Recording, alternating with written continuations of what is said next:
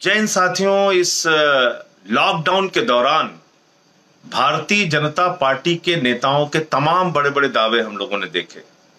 बहुत बड़ी बड़ी बातें देखी कि ये कर रहे हैं इस देश के लोगों के लिए, वो कर रहे हैं इस देश के लोगों के लिए, और उन्होंने आह्वान भी किया कि अब आपको पूरे देश के साथ एकजुटता दिखाने के लिए ऐसा करना है, वैसा करना है। उसमें भी जनता ने उनका साथ दिया। लेकिन नहीं आता कि देश के लोगों के साथ ये दिन दहाड़े खुलेआम झूठ बोलने की कार्रवाई बार बार भारतीय जनता पार्टी क्यों करती है। और इसके लिए मैं आपको एक वीडियो दिखाना चाहता हूं, उसके बाद अपनी पूरी बात करूंगा। ये आप जरूर देखिए और सुनिए इसको। 80,000 करोड़ रुपया का पैकेज देने का घोषित किया।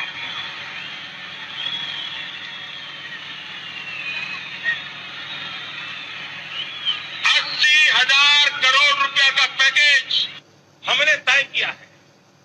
इन कालखंड में 100 लाख करोड़ रुपया, 100 लाख करोड़ रुपया आधुनिक इंफ्रास्ट्रक्चर के लिए लगाए जाएंगे, जिसे रोजगार भी मिलेगा। खड़ा हूं तब मैं आज बिहार के पैकेज की घोषणा यहीं से करना चाहता हूं।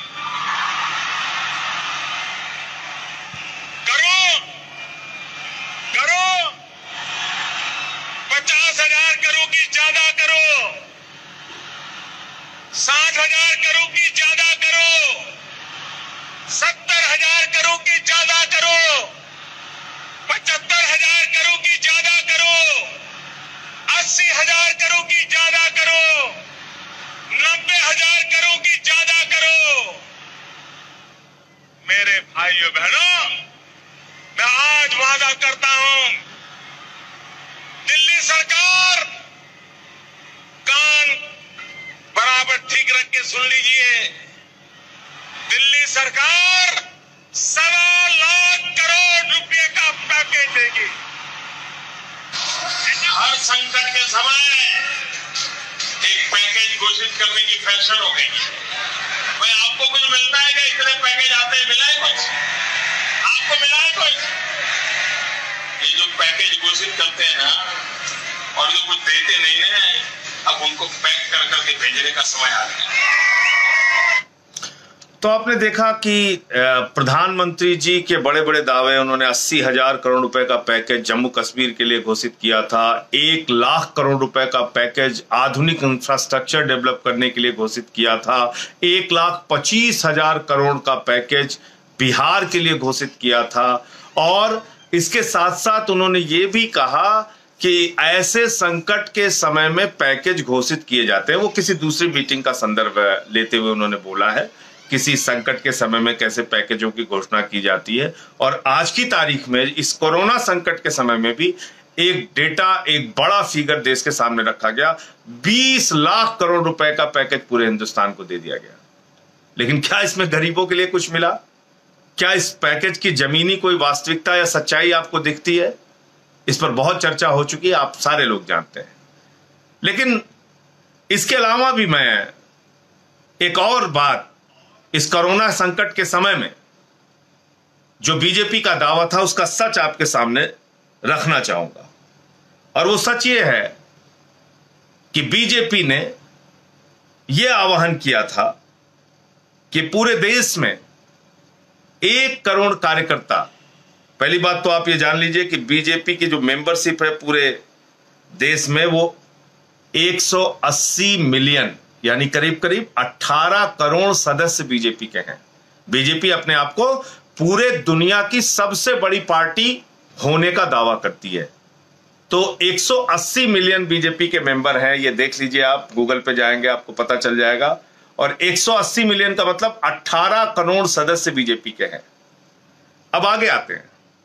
अब इन 18 करोड़ सदस्यों को उन्होंने आह्वान नहीं किया, इनमें से सिर्फ 1 करोड़ को किया। अगर 18 करोड़ को करते तो शायद परिस्थितियां आज बिल्कुल अलग हो जाती, शायद 90 करोड़ लोगों को खाना खिलाने की बात हो जाती। लेकिन यह बीजेपी का दावा है कि 1 करोड़ कार्यकर्ता उनके 5 करोड़ लोगों को प्रतिदिन खाना खिलाएंगे। बीजेपी के 1 करोड़ कार्यकर्ता 5 लोगों को प्रतिदिन, यानी 5 करोड़ लोगों को प्रतिदिन खाना खिलाएंगे। ये आह्वान भारतीय जनता पार्टी के नेताओं ने किया। और ये कब का किया हुआ आह्वान है, ये कब का ऐलान है? ये 26 मार्च का ऐलान है। 26 मार्च का ऐलान है। 26 मार्च से 5 करोड़ लोगों को प्रतिदिन बीजेपी खाना खिला रही है देश में, ऐसा दावा भारतीय जनता पार्टी के लोग कर रहे हैं। अब आप सोच लीजिए कि 26 मार्च से आज तक अगर आप इस संख्या को जोड़ेंगे तो करीब करीब भाजपा के दावों के मुताबिक 275 करोड़ थाली वो खाना खिला चुके हैं।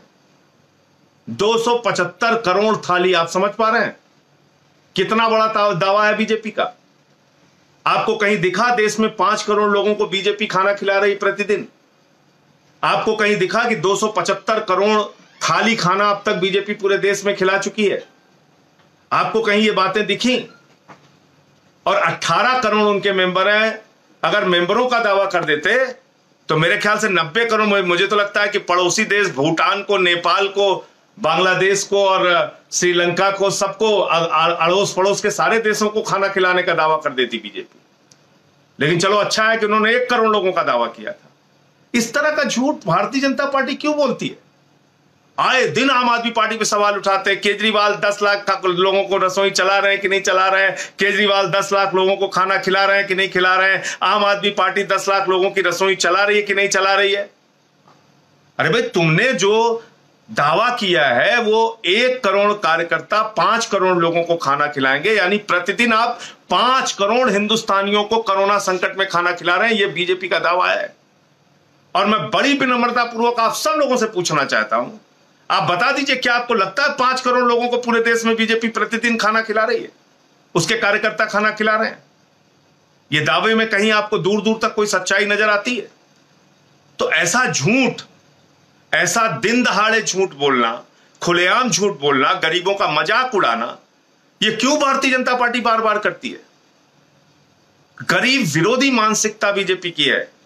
ये अमीरों की पार्टी है। इन्होंने गरीबों को मरने के लिए सड़क पर छोड़ दिया। आप देखिए, कल भागलपुर में भी एक्सीडेंट हो गया। बिहार के अंदर 9 लोगों की जान चली गई। उसके पहले औरैया में 24 लोगों की जान चली गई। उसके पहले औरंगाबाद में 16 लोगों की जान चली गई। 6 लोगों की जान सागर में चली गई।